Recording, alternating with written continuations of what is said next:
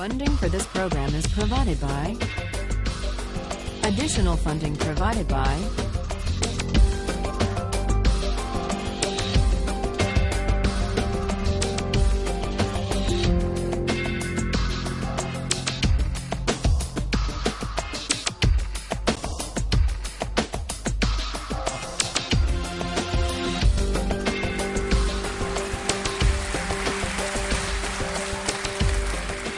This is a course about justice, and we begin with a story. Suppose you're the driver of a trolley car, and your trolley car is hurtling down the track at 60 miles an hour, and at the end of the track you notice 5 workers working on the track. You try to stop, but you can't. Your brakes don't work. You feel desperate because you know that if you crash into these 5 workers, they will all die. Let's assume you know that for sure. And so you feel helpless until you notice that there is, off to the right, a side track. And at the end of that track, there's one worker working on the track. Your steering wheel works, so you can turn the trolley car, if you want to, onto the side track, killing the one, but sparing the 5. Here's our first question. What's the right thing to do? What would you do? Let's take a poll. How many would turn the trolley car onto the side track? Raise your hands. How many wouldn't? How many would go straight ahead? Keep your hands up, those of you who would go straight ahead. A handful of people would. The vast majority would turn. Let's hear first. Now we need to begin to investigate the reasons why you think it's the right thing to do. Let's begin with those in the majority who would turn to go onto the side track. Why would you do it? What would be your reason? Who's willing to volunteer a reason? Go ahead, stand up. Because it can't be right to kill 5 people when you can only kill 1 person instead. It wouldn't be right to kill 5 if you could kill 1 person instead. That's a good reason. That's a good reason. Who else? Does everybody agree with that reason? Go ahead. Well, I was thinking it's the same reason on 9/11. We regard the people who flew the plane into the Pennsylvania field as heroes because they chose to kill the people in the plane and not kill more people in big buildings. So the principle there was the same on 9/11. It's a tragic circumstance, but better to kill 1 and so that 5 can live? Is that the reason most of you had, those of you who would turn? Yes? Let's hear now from those in the minority, those who wouldn't turn. Yes? Well, I think that's the same type of mentality that justifies genocide and totalitarianism. In order to save one type of race, you wipe out the other. So what would you do in this case? You would, to avoid the horrors of genocide, you would crash into the 5 and kill them? Presumably, yes. You? Yeah. Okay, who else? That's a brave answer. Thank you. Let's consider another trolley car case and see whether those of you in the majority want to adhere to the principle, better that 1 should die so that 5 should live. This time you're not the driver of the trolley car, you're an onlooker. You're standing on a bridge overlooking a trolley car track. And down the track comes a trolley car. At the end of the track are 5 workers.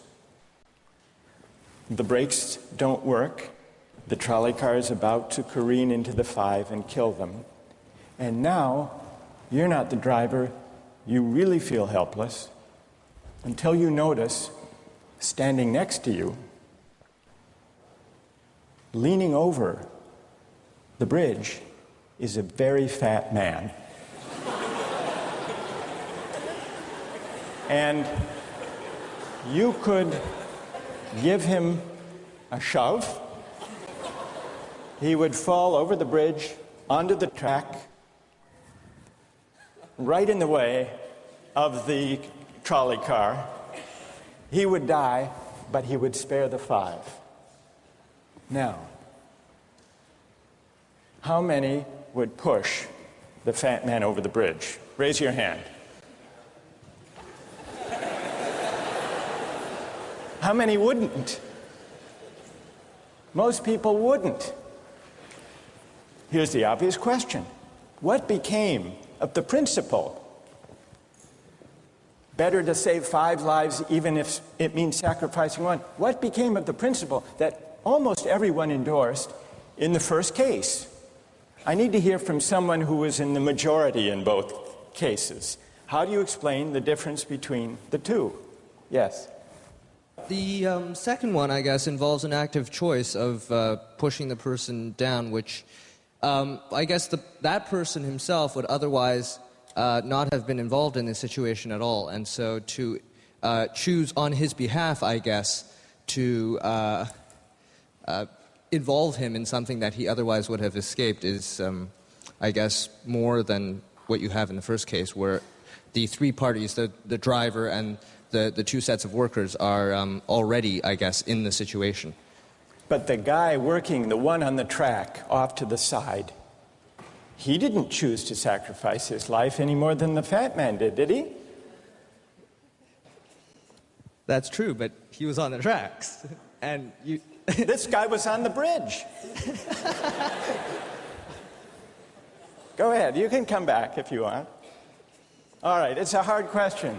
All right, you did well. You did very well. It's a hard question. Who else can find a way of reconciling the reaction of the majority in these 2 cases? Yes. Well, I guess in the first case, where you have the 1 worker and the 5, it's choice between those 2, and you have to make a certain choice, and people are going to die because of the trolley car, not necessarily because of your direct actions. The trolley car is a runaway thing, and you're making a split-second choice, whereas pushing the fat man over is an actual act of murder on your part. You have control over that, whereas you may not have control over the trolley car. So I think it's a slightly different situation. All right, who has a reply? No, that's good. Who has a way?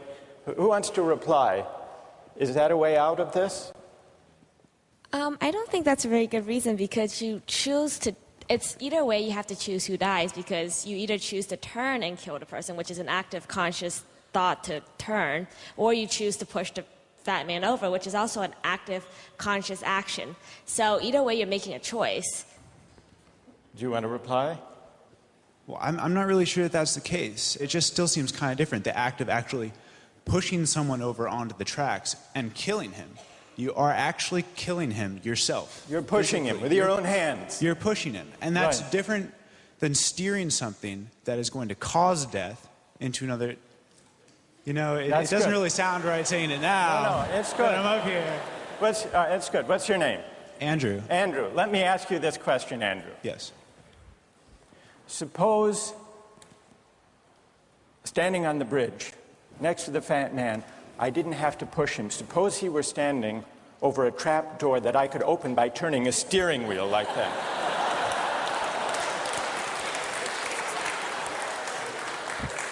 Would you turn? For some reason, that still just seems more wrong. Right? I mean, maybe if you accidentally leaned into the steering wheel or something like that. But or say that the car is hurtling towards a switch that will drop the trap. Then I could agree with that. Fair enough. It still seems wrong in a way that it doesn't seem wrong in the first case to turn, you say. And in another way, I mean, in the first situation, you're involved directly with the situation. In the second one, you're an onlooker as well. All right. So you have the choice of becoming involved or not by pushing the fat man. Let's forget for the moment about this case. That's good. Let's imagine a different case. This time you're a doctor in an emergency room, and 6 patients come to you. They've been in a terrible trolley car wreck. 5 of them sustained moderate injuries. 1 is severely injured. You could spend all day caring for the 1 severely injured victim, but in that time the 5 would die. Or you could look after the 5, restore them to health, but during that time the 1 severely injured person would die. How many would save the 5? Now is the doctor. How many would save the 1? Very few people. Just a handful of people. Same reason, I assume. 1 life versus 5? Now consider another doctor case. This time you're a transplant surgeon, and you have 5 patients, each in desperate need of an organ transplant in order to survive. 1 needs a heart, 1 a lung, 1 a kidney, 1 a liver, and the 5th a pancreas. And you have no organ donors. You are about to see them die. And then it occurs to you that in the next room there's a healthy guy who came in for a checkup. And he's... You like that? And he's taking a nap. You could go in very quietly, yank out the 5 organs, that person would die. But you could save the 5. How many would do it? Anyone? How many? Put your hands up if you would do it.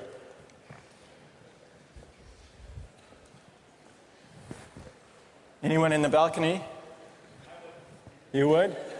Be careful, don't lean over too much. What? How many wouldn't? All right, what do you say? Speak up in the balcony, you who would yank out the organs. Why? I'd actually like to explore a slightly alternate possibility of just taking the 1 of the 5 who needs an organ who dies first, and using their 4 healthy organs to save the other 4. That's a pretty good idea. That's a great idea, except for the fact that you just wrecked the philosophical point. Well, let's step back from these stories and these arguments to notice a couple of things about the way the arguments have begun to unfold.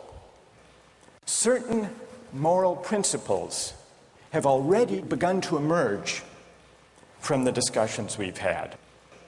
And let's consider what those moral principles look like. The first moral principle that emerged in the discussion said the right thing to do, the moral thing to do, depends on the consequences that will result from your action. At the end of the day, better that 5 should live, even if 1 must die. That's an example of consequentialist moral reasoning. Consequentialist moral reasoning locates morality in the consequences of an act, in the state of the world that will result from the thing you do. But then we went a little further, we considered those other cases, and people weren't so sure about consequentialist moral reasoning. When people hesitated to push the fat man over the bridge or to yank out the organs of the innocent patient, people gestured toward reasons having to do with the intrinsic quality of the act itself. Consequences be what they may. People were reluctant. People thought it was just wrong, categorically wrong, to kill a person, an innocent person, even for the sake of saving 5 lives. At least people thought that in the second version of each story we considered. So this points to a second categorical way of thinking about moral reasoning. Categorical moral reasoning locates morality in certain absolute moral requirements, certain categorical duties and rights, regardless of the consequences. We're going to explore in the days and weeks to come the contrast between consequentialist and categorical moral principles. The most influential example of consequential moral reasoning is utilitarianism, a doctrine invented by Jeremy Bentham, the 18th century English political philosopher. The most important philosopher of categorical moral reasoning is the 18th century German philosopher Immanuel Kant. So we will look at those two different modes of moral reasoning, assess them, and also consider others.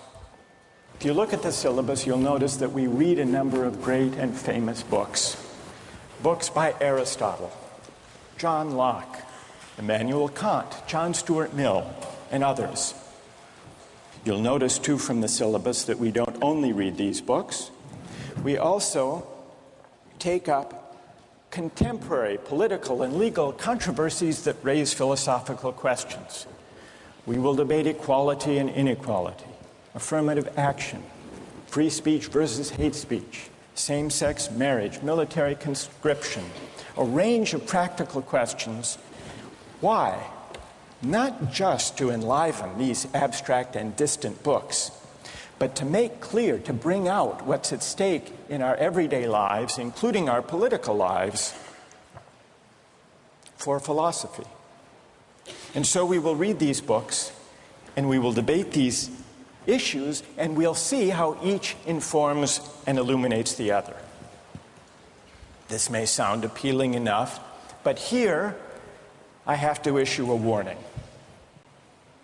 And the warning is this: to read these books in this way,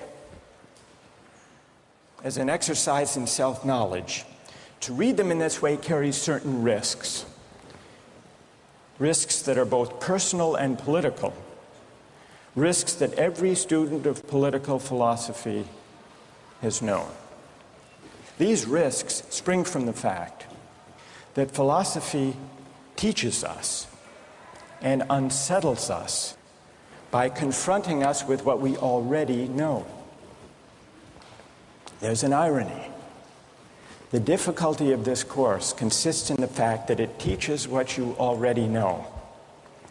It works by taking what we know from familiar unquestioned settings and making it strange. That's how those examples worked. The hypotheticals with which we began, with their mix of playfulness and sobriety. It's also how these philosophical books work. Philosophy estranges us from the familiar, not by supplying new information, but by inviting and provoking a new way of seeing. But, and here's the risk, once the familiar turns strange, it's never quite the same again. Self-knowledge is like lost innocence. However unsettling you find it, it can never be unthought or unknown. What makes this enterprise difficult, but also riveting, is that moral and political philosophy is a story, and you don't know where the story will lead, but what you do know is that the story is about you. Those are the personal risks. Now what of the political risks? One way of introducing a course like this would be to promise you that by reading these books and debating these issues, you will become a better, more responsible citizen. You will examine the presuppositions of public policy. You will hone your political judgment. you will become a more effective participant in public affairs. But this would be a partial and misleading promise. Political philosophy, for the most part, hasn't worked that way. You have to allow for the possibility that political philosophy may make you a worse citizen rather than a better one, or at least a worse citizen before it makes you a better one. And that's because philosophy is a distancing, even debilitating activity. And you see this going back to Socrates. There's a dialogue, the Gorgias, in which one of Socrates' friends, Callicles, tries to talk him out of philosophizing. Callicles tells Socrates, philosophy is a pretty toy if one indulges in it with moderation at the right time of life. But if one pursues it further than one should, it is absolute ruin. Take my advice, Callicles says. Abandon argument. Learn the accomplishments of active life. Take for your models not those people who spend their time on these petty quibbles, but those who have a good livelihood and reputation and many other blessings. So Callicles is really saying to Socrates, quit philosophizing, get real, go to business school. And Callicles did have a point. He had a point because philosophy distances us from conventions, from established assumptions, and from settled beliefs. Those are the risks, personal and political. And in the face of these risks, there is a characteristic evasion. The name of the evasion is skepticism. It's the idea, well, it goes something like this. We didn't resolve once and for all either the cases or the principles we were arguing when we began. And if Aristotle and Locke and Kant and Mill haven't solved these questions after all of these years, who are we to think that we here in Sanders Theatre over the course of a semester can resolve them? And so maybe it's just a matter of each person having his or her own principles and there's nothing more to be said about it. No way of reasoning. That's the evasion of skepticism, to which I would offer the following reply.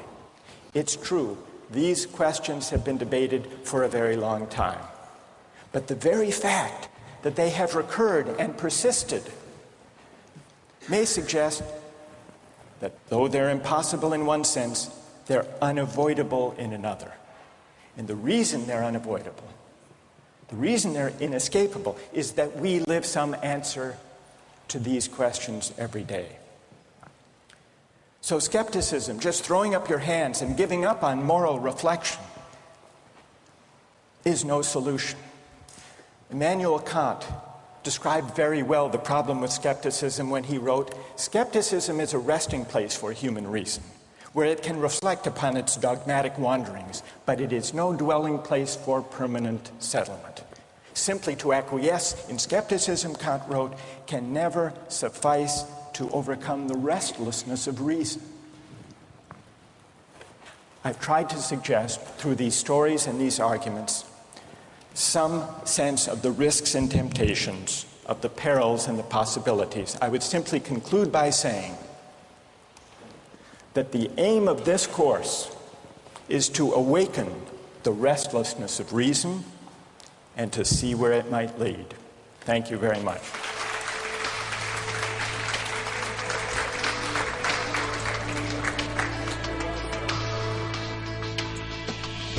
Like, in a situation that desperate, you have to do what you have to do to survive.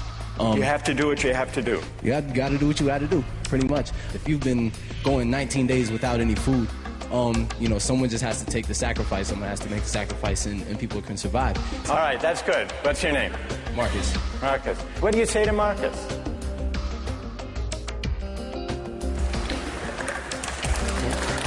Last time,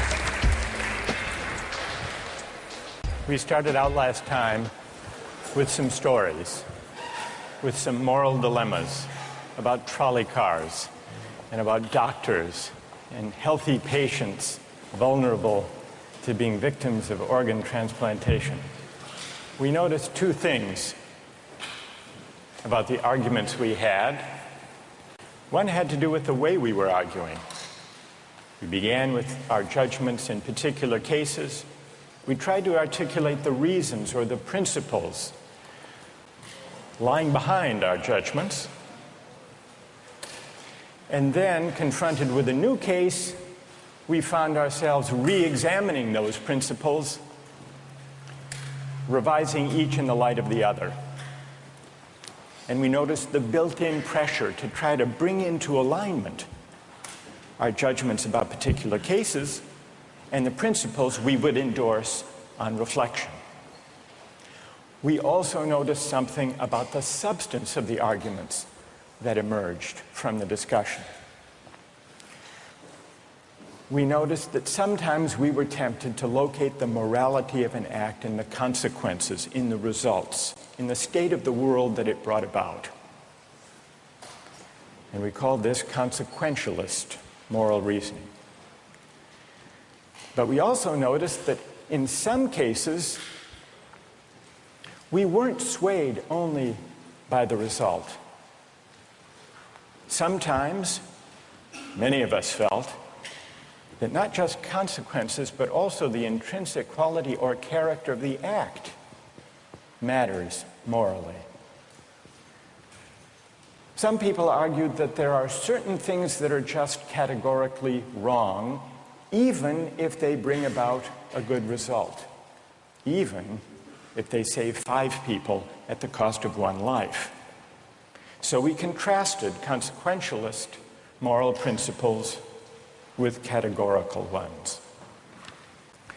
Today, and in the next few days, we will begin to examine one of the most influential versions of consequentialist moral theory, and that's the philosophy of utilitarianism.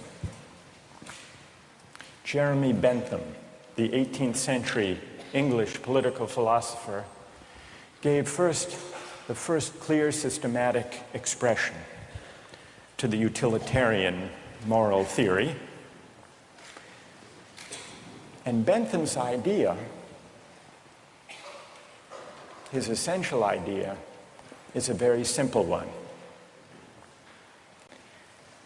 with a lot of morally intuitive appeal. Bentham's idea is the following: the right thing to do, the just thing to do, is to maximize utility. What did he mean by utility? He meant by utility the balance of pleasure over pain, happiness over suffering. Here's how he arrived at the principle of maximizing utility. He started out by observing that all of us, all human beings, are governed by 2 sovereign masters, pain and pleasure. We human beings like pleasure and dislike pain. And so we should base morality, whether we're thinking about what to do in our own lives, or whether as legislators or citizens we're thinking about what the laws should be. The right thing to do individually or collectively is to maximize, act in a way that maximizes the overall level of happiness. Bentham's utilitarianism is sometimes summed up with the slogan, "the greatest good for the greatest number." With this basic principle of utility on hand, let's begin to test it and to examine it by turning to another case, another story, but this time not a hypothetical story, a real-life story, the case of the Queen versus Dudley and Stevens. This was a 19th century British law case that's famous and much debated in law schools. Here's what happened in the case. I'll summarize the story, then I want to hear how you would rule. imagining that you're the jury. A newspaper account of the time described the background. A sadder story of disaster at sea was never told than that of the survivors of the yacht Mignonette. The ship foundered in the South Atlantic, 1,300 miles from the Cape. There were 4 in the crew. Dudley was the captain. Stevens was the first mate. Brooks was a sailor. All men of excellent character, or so the newspaper account tells us. The 4th crew member was the cabin boy, Richard Parker, 17 years old. He was an orphan. He had no family. And he was on his first long voyage at sea. He went, the news account tells us, rather against the advice of his friends. He went in the hopefulness of youthful ambition, thinking the journey would make a man of him. Sadly, it was not to be. The facts of the case were not in dispute. A wave hit the ship, and the Mignonette went down. The 4 crew members escaped to a lifeboat. The only food they had were 2 cans of preserved turnips, no fresh water. For the first 3 days, they ate nothing. On the 4th day, they opened one of the cans of turnips and ate it. The next day, they caught a turtle. Together with the other can of turnips, the turtle enabled them to subsist for the next few days. And then for 8 days, they had nothing. No food, no water. Imagine yourself in a situation like that. What would you do? Here's what they did. By now, the cabin boy, Parker, is lying at the bottom of the lifeboat in the corner because he had drunk seawater against the advice of the others, and he had become ill, and he appeared to be dying. So on the 19th day, Dudley, the captain, suggested that they should all have a lottery, that they should draw lots to see who would die to save the rest. Brooks refused. He didn't like the lottery idea. We don't know whether this was because he didn't want to take the chance or because he believed in categorical moral principles. But in any case, no lots were drawn. The next day, there was still no ship in sight, so Dudley told Brooks to avert his gaze, and he motioned to Stevens that the boy Parker had better be killed. Dudley offered a prayer. He told the boy his time had come, and he killed him with a penknife, stabbing him in the jugular vein. Brooks emerged from his conscientious objection to share in the gruesome bounty. For 4 days, the 3 of them fed on the body and blood of the cabin boy. True story. And then they were rescued. Dudley describes their rescue in his diary with staggering euphemism, quote, "On the 24th day, as we were having our breakfast, a ship appeared at last. The 3 survivors were picked up by a German ship. They were taken back to Falmouth in England, where they were arrested and tried. Brooks turned state's witness. Dudley and Stevens went to trial. They didn't dispute the facts. They claimed they had acted out of necessity. That was their defense. They argued, in effect, better that one should die so that 3 could survive. The prosecutor wasn't swayed by that argument. He said murder is murder, and so the case went to trial. Now imagine you are the jury, and just to simplify the discussion, put aside the question of law, and let's assume that you as the jury are charged with deciding whether what they did was morally permissible or not. How many would vote not guilty, that what they did was morally permissible?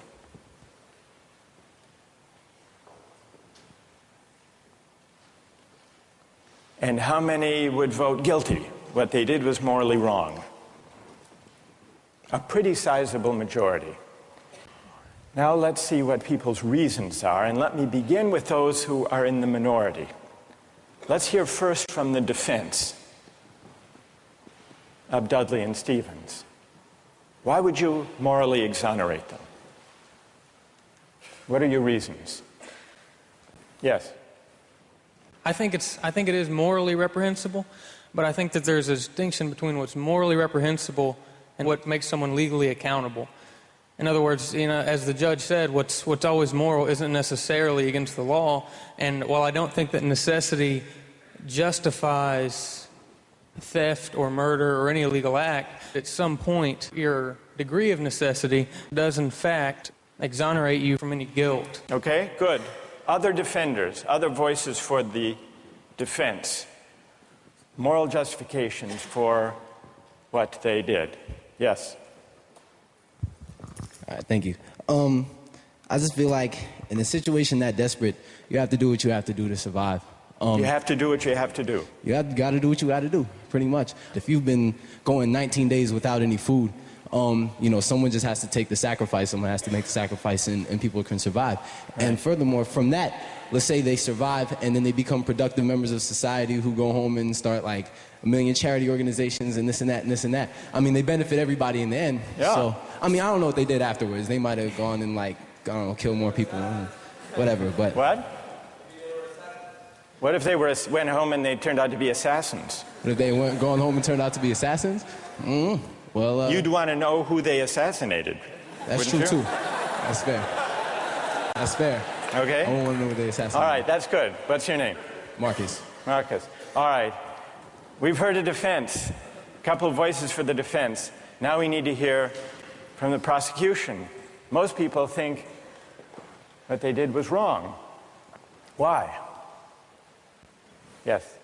One of the first things that I was thinking was, if they haven't been eating for a really long time, maybe they're mentally affected, and so then that could be used as a defense, a possible argument that they weren't in the proper state of mind, they weren't making decisions they might otherwise be making, and if that's an appealing argument that you have to be in an altered mindset to do something like that, it suggests that people who find that argument convincing do think that they were acting immorally. But I want to know what you think. You defend them. You vote.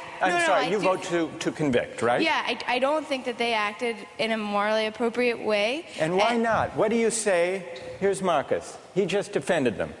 He said, you heard what he said. Yes. That yes. that you've got to do what you've got to do in a case like that. Yeah. What do you say to Marcus? That there's no situation that would allow human beings to take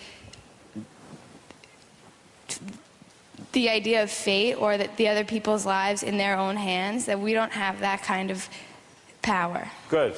Okay. Thank you. And what's your name? Britt. Britt? Yes. Okay. Who else? What do you say? Stand up.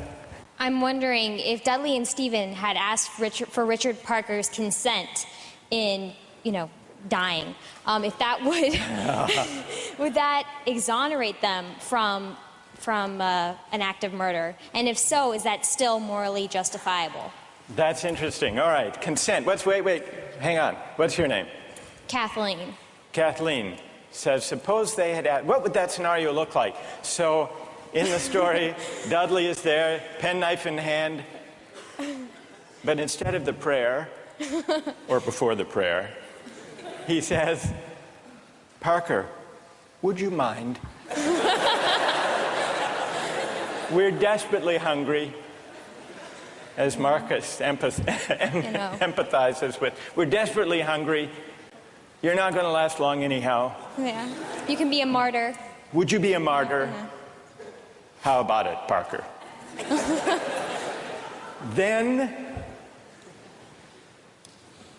Then what do you think? Would it be morally justified then? Suppose Parker, in his semi-stupor, says, okay. I don't think it would be morally justifiable, but I'm wondering... Even then it wouldn't be. No. You don't think that even with consent, it would be morally justified. Are there people who think, who want to take up Kathleen's consent idea and who think that that would make it morally justified. Raise your hand if it would, if you think it would. That's very interesting. Why would consent make a moral difference? Why would it? Yes. Well, I just think that if he was making his own original idea and it was his idea to start with, then that would be the only situation in which I would see it being appropriate in any way. Because that way you couldn't make the argument that he was pressured, it's 3-to-1 or whatever the ratio was. Right. And I think that if he was making a decision to give his life, then he took on the agency to sacrifice himself, which some people might see as admirable, and other people might disagree with that decision.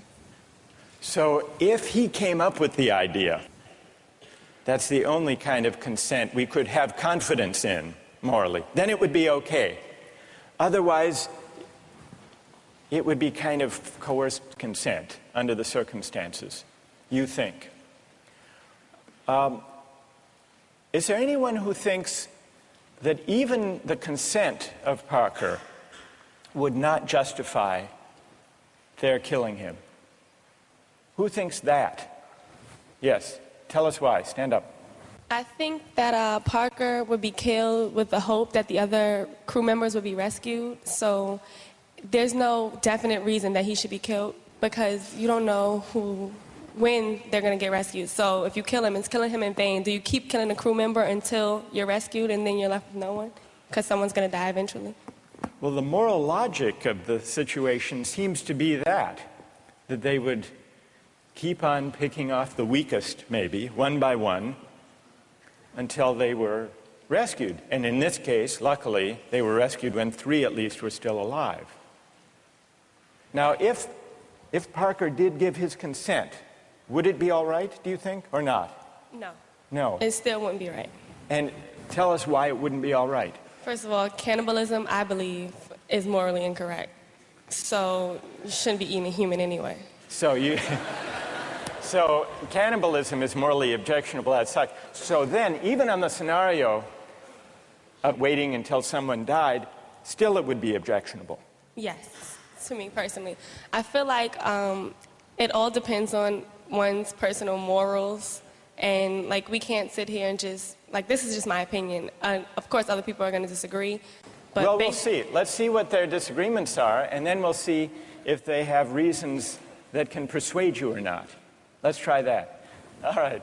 Let's, now, is there someone who can explain, those of you who are tempted by consent, can you explain why consent makes such a moral difference? What about the lottery idea? Does that count as consent? Remember, at the beginning, Dudley proposed a lottery. Suppose that they had agreed to a lottery, then how many would then say it was all right? Suppose there were a lottery, cabin boy lost, and the rest of the story unfolded. Then how many people would say it was morally permissible? So the numbers are rising if we had a lottery. Let's hear from one of you for whom the lottery would make a moral difference. Why would it? I think the essential element in my mind that makes it a crime is the idea that they decided at some point that their lives were more important than his, and that, that's kind of the basis for really any crime, right? It's like my needs, my desires are more important than yours, and mine take precedent. And if they had done a lottery where everyone consented that someone should die, and it's sort of like they're all sacrificing themselves to save the rest, then it would be all right. A little grotesque, but... But morally permissible? Yes. And what's your name? Matt. So, Matt, for you, what bothers you is not the cannibalism, but the lack of due process. I guess you could say that. Right? And can someone who agrees with Matt say a little bit more about why a lottery would make it, in your view, morally permissible? Go ahead. The way I understood it originally was that was the whole issue, is that the cabin boy was never consulted. about whether or not something was going to happen to him, even with the original lottery, whether or not he would be a part of that. It was just decided that he was the one that was going to die. Right, that's what happened in the actual case. Right. But if there were a lottery and they'd all agreed to the procedure, you think that would be okay? Right, because then everyone knows that there's going to be a death. Whereas, the cabin boy didn't know that this discussion was even happening. There was no, forewarning for him to know that, hey, I may be the one that's dying. All right, now suppose everyone agrees to the lottery, they have the lottery, the cabin boy loses, and he changes his mind. You've already decided. It's like a verbal contract. You can't go back on that. You've decided, the decision was made. If you know that you're dying for the reason for others to live, you would, if someone else had died, that you would consume them. So that's right. But then he could say, I know, but I lost. I just think that that's the whole moral issue, is that there was no consulting of the cabin boy, and that's what makes it the most horrible, is that he had no idea what was even going on. That had he known what was going on, it would be a bit more understandable. All right, good. Now I want to hear, so there are some who think it's morally permissible, but only about 20%. Led by Marcus. Then there are some who say the real problem here is the lack of consent. Whether the lack of consent to a lottery, to a fair procedure, or, Kathleen's idea, lack of consent at the moment of death. And if we add consent, then more people are willing to consider the sacrifice morally justified. I want to hear now, finally, from those of you who think even with consent, even with a lottery, even with a final murmur of consent by Parker at the very last moment, it would still be wrong. And why would it be wrong? That's what I want to hear. Yes? Well, the whole time I've been leaning all towards the categorical moral reasoning. And I think that there's a possibility I'd be okay with the idea of a lottery and then the loser taking it into their own hands to kill themselves, so that there wouldn't be, an act of murder. But I still think that even that way it's coerced. And also I don't think that there's any remorse. Like in Dudley's diary, we were eating our breakfast. It seems as though he's just sort of like, the whole idea of not valuing someone else's life. So that makes me feel like I have to take the categorical. You want to throw the stand. book at him when he lacks remorse or a sense of having done anything wrong. Right. So, all right, good. Any other defenders of who say it's just categorically wrong, with or without consent? Yes, stand up. Why? I think undoubtedly the way our society is shaped, murder is murder. Murder is murder in every way, and our society looks at murder down on it in the same light, and I don't think it's any different in any case. Good. Let me ask you a question. There were 3 lives at stake versus 1. Okay. The one, the cabin boy, he had no family, he had no dependents. These other 3 had families back home in England. They had dependents. They had wives and children. Think back to Bentham. Bentham says we have to consider the welfare, the utility, the happiness of everybody. We have to add it all up. So it's not just numbers 3 against 1.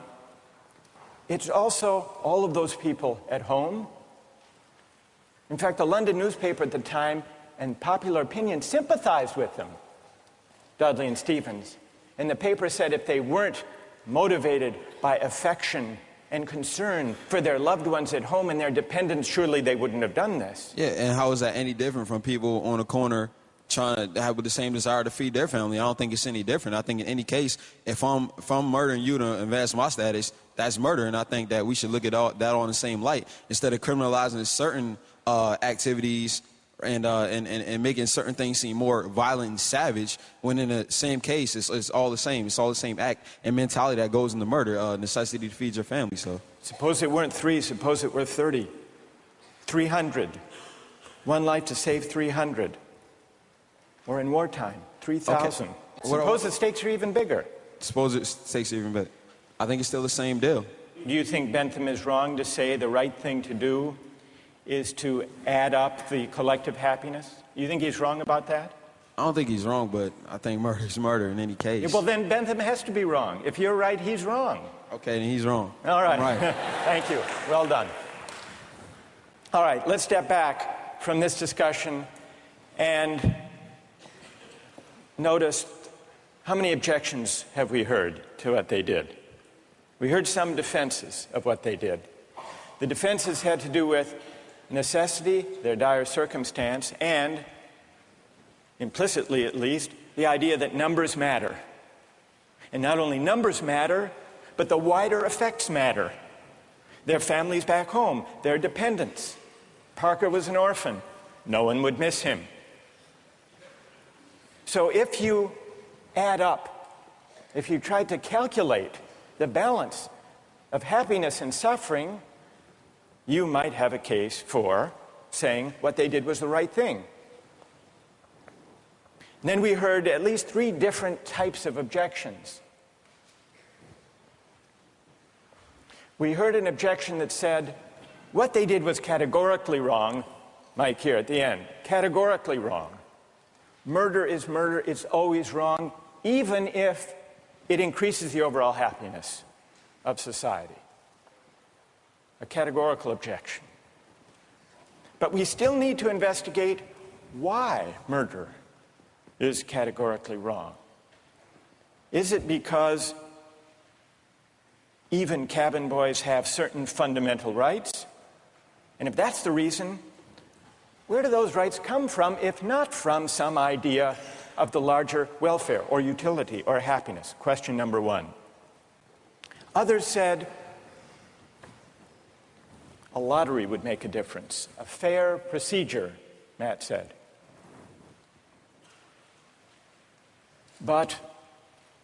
And some people were swayed by that.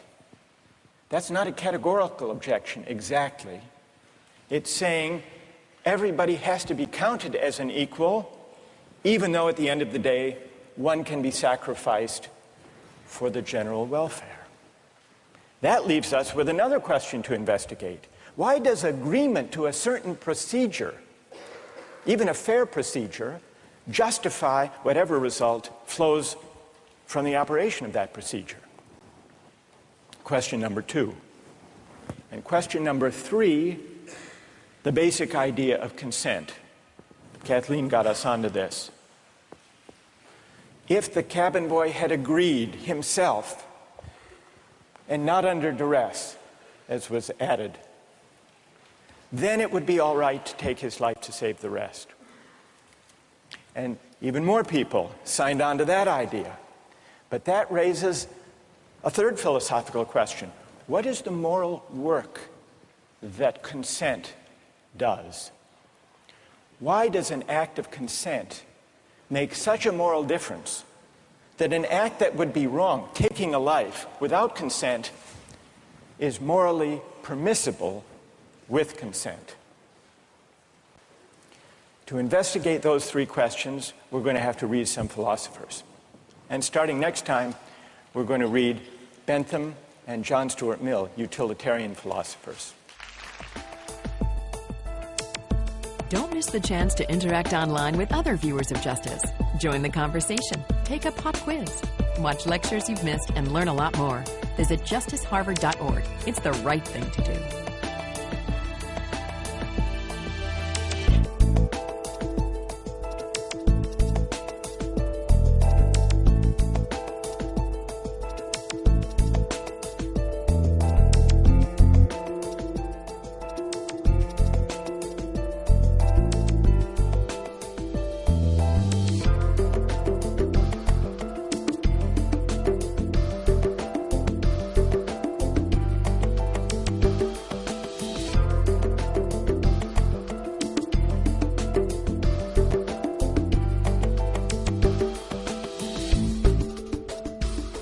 Funding for this program is provided by...